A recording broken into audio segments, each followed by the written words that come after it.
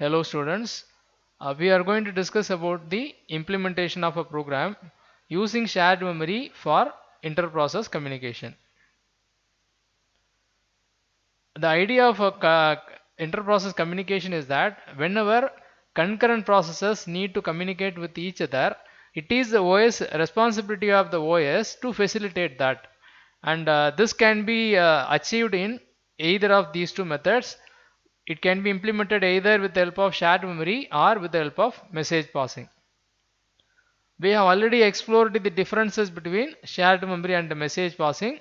Shared memory is about creating a common memory space among the processes or among the concurrent processes, and then that memory can be used for their communication.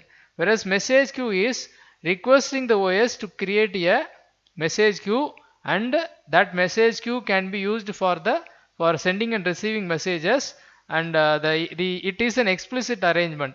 So the process that wants to receive a message has to make a call to the receive function so that it can fetch the message. But in shared memory, the memory is automatically accessible to all the processes, and they all can see and read the messages. And shared memory is the quickest method, and it is also the least expensive method. Whenever we are trying to implement IPC in among processes that are running in the same memory, we must prefer shared memory over the message queue. Message queue should be reserved only for situation like distributed systems where the processes are scattered in different systems, and they have to communicate through message queue. We are going to see about the implementation of shared memory. It is the simplest IPC technique. It allows many processes to share the memory and access the memory as if the memory is part of their address space. So whenever one process modifies the memory, all other processes can see the modification. Now we are going to look at the various functions needed for the creation and the communication of through shared memory. The first most important function is SHM get. SHM get is the function that creates the shared memory. So whichever process that initiates the communication, the first process has to make a call to SHM get, and when it does, the OS will create a new memory space and will designate it as the shared memory for that particular process. So this is the function that creates the shared memory, and after that, if necessary, we can use this function to do some controlling operations. The next important function is function to attach the shared memory with the process. With SHM get, what has happened is that a memory has been created by the operating system, but to complete this step, that memory has to be attached to the process logically. That is done with the help of the next command.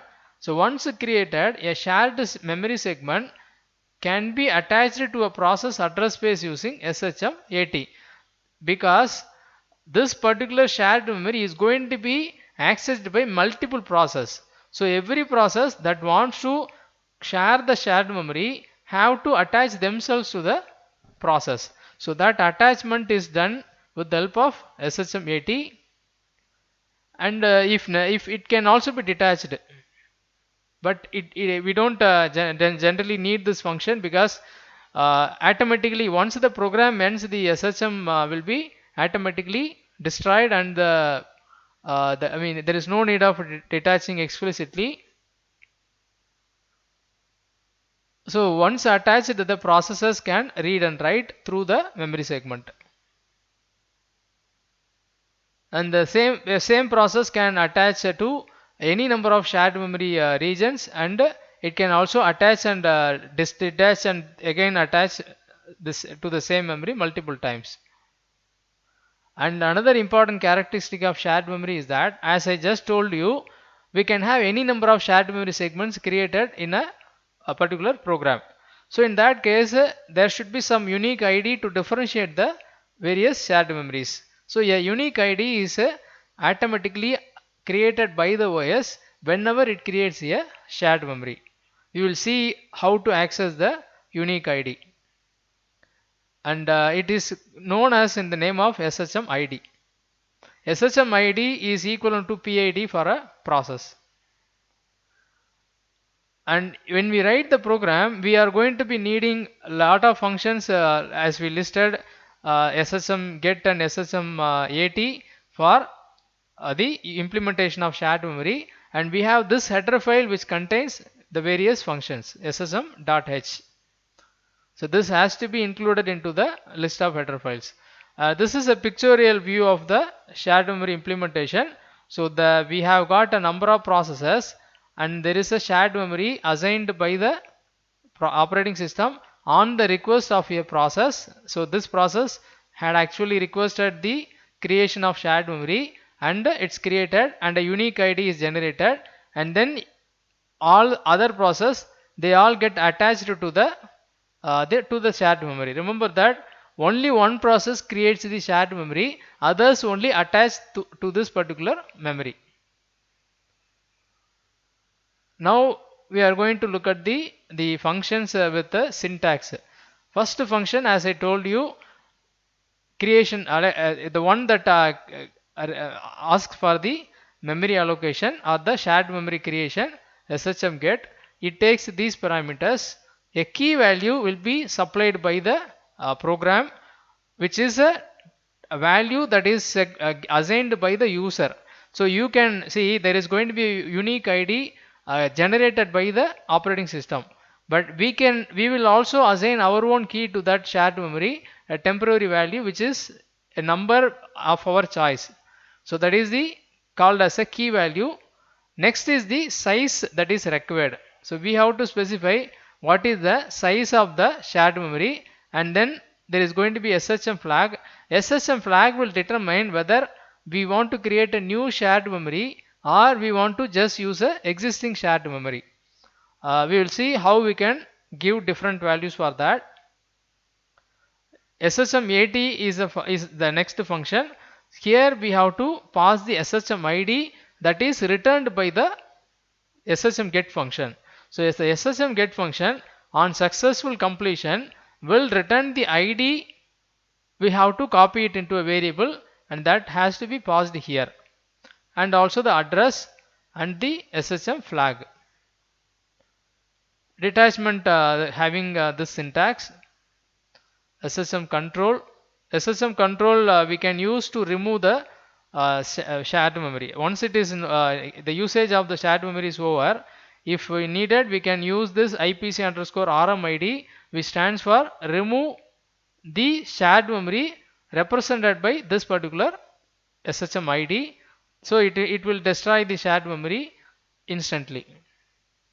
Now this is the actual program. See, with respect to the program, we need two programs to be executed side by side. One program will be acting as the sender or the server or the producer. The other program will be acting as the client or receiver or as the consumer. So basically this program is the one that creates the shared memory, and it puts a message into the shared memory, and it will wait for the receiver to read it. And the second process will then execute. It will retrieve the message from the shared memory, and it will present it to the user, and then it will acknowledge to the sender that it has completed the reading of the message, and both of them will end their execution. This is the flow of the program. Let us observe the code. So we create the SHM ID and then the key, and this is the key we are assigning. 5678 is just a random number of our choice. Then we make a call to the SHM get function. So if SHM ID equal to SHM get, so this will get executed, and we pass these arguments: SHM size, IPC, create or 0666. I told you that we can either create a new shared memory or we can make use of a shared memory that is already created. Normally what will happen is that the sender will create the shared memory and the receiver will just use the shared memory. it should not create a shared memory again, then they will become two different shared memories. They can't communicate. So the SSM get here says that either you create a new shared memory if this shared memory with this key is doesn't exist already, or you reuse the same shared memory that is already created. See, if you are running the same program multiple times, first time itself you would have created the shared memory and you don't have to keep creating the shared memory. So for that purpose we give the options. First time it will invoke the IPC create option, and subsequently it will just go to the make use of the 0666, which is meant for reusing the existing shared memory. In case if this command runs into error, it will return -1 and that will be caught here. After the shared memory is created, so the next statement is attachment. So SHM equal to SHM AT. The return value of this function is mentioned here. We don't need to change any of the other parameters, and if at all it returns in -1, again it's an indication of an error. After that we have done the creation of the shared memory and we have also attached it to the program or the process. Now it is just a matter of accessing it for putting a message into that, and that can be done just by using normal pointer. So what we do here is S is a pointer. You can see here that we have declared two character pointers. One is the SHM pointer, another is the S pointer. So right now SHM pointer is pointing to the address of the shared memory. We are just using a temporary pointer called S and get the copy of the address. After that we copy some message into that address and we put a null value at the end of it, and this while loop is for the purpose of making the sender to wait for an acknowledgement. So what will happen here is that after writing the welcome, the while loop will be executed and it will check whether the last character in this shared memory is a asterisk, but it won't be an asterisk as of now because we haven't put any asterisk into the here. So we haven't put any asterisk so far into the shared memory, so this will be false, and if it is false then it will keep running the sleep statement and it won't allow the sender to end. This exit won't be called until an asterisk is found in the shared memory, so that the sender will continue to run until the receiver finishes the reading process. This is the program for the scheduler. It's actually very simple. We have to correctly write SHM get to create shared memory, SHM AT to attach the process to the shared memory, and after that it is just a matter of using the pointer. Now going to the receiver or client program, up to the point of this thing SHM AT, the receiver will have the same code. The receiver will have the same code, except that here we should not provide as IPC create. We should only provide the 0666 option, because the receiver cannot give two options. It should only access an already created shared memory. So we will only give 0666 option at the receiver side. Otherwise the entire program will be same up to this particular statement. So we only have to rewrite the code for the remaining part. Here we have a for loop which is meant for reading the shared memory using the pointer character by character, and each character gets printed on the screen. After all the characters are printed, that means WELCOME will be printed. Finally what is done here is that the client puts an asterisk into the shared memory. It copies the asterisk symbol into the shared memory, which will cause the this loop to terminate. So remember, we have to run this program on two windows. We have to open two windows and run the programs side by side, and you will see that the server that was running till now will automatically end once the client executed and it has printed the message. The server will also terminate. So this is the simple program that we can use for the implementation of shared memory based inter-process communication. And in this demo I just used two processes or two programs, but we can have any number of client, one server and multiple receivers or clients can be easily implemented. We just have to reuse the same code and run it in multiple instances, and each will act as a receiver. The execution of this program requires the environment, the Unix environment. It won't work in Windows background, so I'm unable to show you the demo of this program. But I can understand that the execution will just show this statement, like it will first show a waiting state, that is the execution of the server will result in the cursor is simply waiting, that is because it's going to be sleeping.